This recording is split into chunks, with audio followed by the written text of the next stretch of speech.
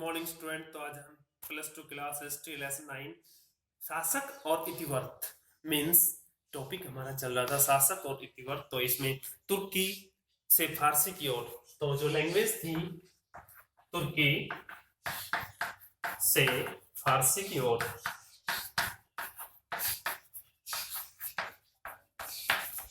तो हम बात करते हैं मीन्स मुगल जो डायनेस्टी वंश था उसमें कौन कौन से लैंग्वेज का यूज करते थे। वो फारसी भाषा बोलते थे, तुर्की भाषा बोलते थे या एनी अदर्स, अरबी या ये उर्दू भाषा जो भी। तो हम देखते हैं मुगल दरबारी इतिहास फारसी भाषा में लिखे गए थे।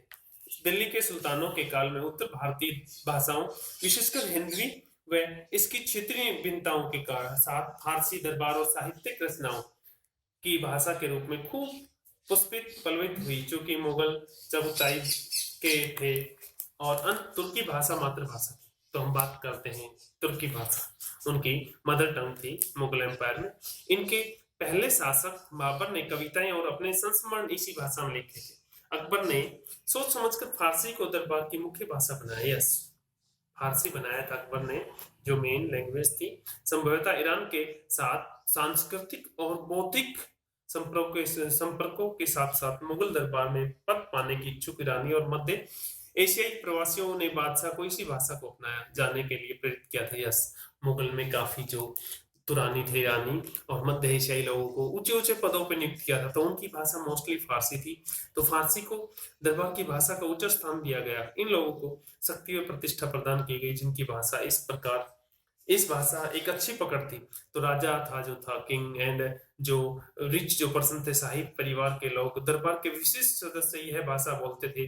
कुछ और आगे ये सभी सत्रों के प्रशासन की भाषा बन गई, जिससे लेखकारों, लिपिकों, अन्य अधिकारियों ने भी इससे सीख लिया। जहां जहां फारसी प्रत्यक्ष प्रयोग में नहीं थी वहां भी राजस्थानी, मराठी और यहाँ तक कि तमिल में शासकीय लेखकों की भाषा की इसकी शब्दावली और मुहावरों ने व्यापक रूप से प्रभावित किया था। जो कि 16वीं और 17वीं शताब्दी के दौरान फारसी का प्रयोग करने वाले लोग उपमहाद्वीप के कई अलग अलग क्षेत्रों से आए थे और वे अन्य भाषाएं, भारतीय भाषाएं भी बोलते थे। तो स्थानीय मुहावरों को समाविष्ट करने से फारसी का भी भारतीकरण हो गया। फारसी के हिंदी के साथ पारस्परिक संपर्क से उर्दू के रूप में एक नई भाषा निकल कर आई। अकबरनामा जैसे मुगल इतिहास फारसी में लिखे गए थे, जबकि अन्य जैसे बाबर के संस्मरण का बाबरनामा के नाम से तुर्की से फारसी में अनुवाद किया गया था। यस, तुर्की भाषा से और फारसी भाषा में ट्रांसलेट किया गया था। एंड मुगल बादशाहों ने महाभारत, रामायण जैसे संस्कृत ग्रंथों को भी फारसी में अनुवादित किया था। यस, मुगल जो राजा थे उन्हें जो मेन जो टेक्स्ट थे उनको पढ़ने के लिए रामायण महाभारत को भी अपनी लैंग्वेज में संस्कृत भाषा में लिखे गए थे, उनको भी तुर्की भाषा में ट्रांसलेट किया था या फारसी भाषा में। और महाभारत का अनुवाद रजमनामा युद्धों की पुस्तक के रूप में हुआ। यस, महाभारत को बोलते हैं मुगल एम्पायर के शासन काल के दौरान की युद्धों की पुस्तक। तो पांडुलिपियों की रचना। तो नेक्स्ट जो टॉपिक हमारा पांडुलिपियों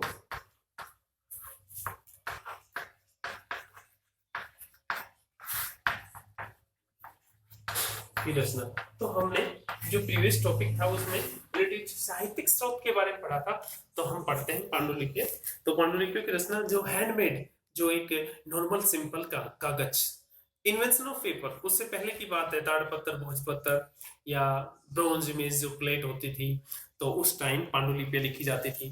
राजा के जो दरबार में जो पोइट आता था, राज की पोइट, वो लिखता था पांडुलिपि। तो मुगल भारत की सभी पुस्तकें पांडुलिपियों के रूप में थी। वे हाथ से लिखी होती थी, हैंडमेड होती थी। पांडुलिपियां रचना का मुख्य केंद्र शाही किताबखाना था। हालांकि किताबखाना सब पुस्तकालय के रूप में अनुवादित किया जा सकता है। यस, आज के टाइम में कोई भी लाइब्रेरी है, पुस्तकालय है, तो एक ही बात है, तो किताबखाना या पुस्तकालय यह दरअसल एक लिपि घर था, ऐसी जगह जहां बादशाह की पांडुलिपियों का संग्रह रखा जाता था तथा नई पांडुलिपियों की रचना की जाती थी। यस, नई बुकें लिखी जाती थी। तो पहले कौन सी प्रेस, थोड़ी छापाखाना नहीं था ना, तो इसलिए हाथ से, हैंडमेड से लिखते थे, हाथ से काम करते थे। तो पांडुलिपि की रचना में विविध प्रकार के कार्य करने वाले बहुत लोग शामिल होते थे। कागज बनाने वालों की पांडुलिपि के पन्ने तैयार करने, सुलेखों की पाठ की नकल तैयार करने, कोफ्तकारों की पृष्ठों को चमकाने के लिए, चित्रकारों की पाठ से दृश्यों को चित्रित करने के लिए और जल्दसाजों को पहले प्रत्येक पन्ने को इकट्ठा करने और उसे अलंकार आवरण, यस, जो कोई जिल्द लगा रहा है तो कोई कलर कर रहा है, तो और बिल्कुल चारों तरफ से बॉर्डर होता है उसको भी बहुत सुंदर से डॉल पिक्चर बनाते थे, में बैठाने के लिए होता था, आवश्यकता होती थी। तैयार पांडुलिपियों को एक बहुमूल्य वस्तु, बौद्धिक संपदा और सौंदर्य के कार्य के रूप में देखा जाता था। इस तरह के सौंदर्य को अस्तित्व में लाकर इन पांडुलिपियों के संरक्षण मुगल बादशाह अपनी शक्ति को दर्शा रहे थे। इसी तरह इन पांडुलिपियों की वास्तविक रचना में शामिल कुछ लोगों को भी पदवियां और पुरस्कार दिए जाते थे के रूप में पहचान मिली। इनमें से सुलेखकों और चित्रकारों को उच्च सामाजिक प्रतिष्ठा मिली, जबकि अन्य जैसे कागज बनाने वाले जल्दसाज गुमनाम कारीगर भी रह गए थे। सुलेख और अर्थात हाथ से लिखने की कला अत्यंत महत्वपूर्ण कौशल मानी जाती थी। इसका प्रयोग भिन्न भिन्न शैलियों में होता था। लिख अकबर की पसंदीदा शैली थी। यह एक ऐसी तरल शैली थी जिसे लंबे पाठ प्रभावी ढंग से लिखा जाता था। इसे 5 से 10 मिलीमीटर की नोक वाले छोटे हुए सरकंडे, जिसे कलम कहा जाता है, यस, मोर पंख या कलम से लिखते थे, जो 5 या 10 मिलीमीटर की नोक होती थी के टुकड़े से स्याही में डुबो कर लिखा जाता था। सामान्यतः कलम की नोक में बीच में छोटा सा चीरा लगा दिया जाता था ताकि वह स्याही आसानी से सोख ले। यस, तो हमने अभी जस्ट जो टॉपिक पढ़ा है पांडुलिपि के बारे में, तो थैंक यू। आज के टॉपिक बस इतना ही।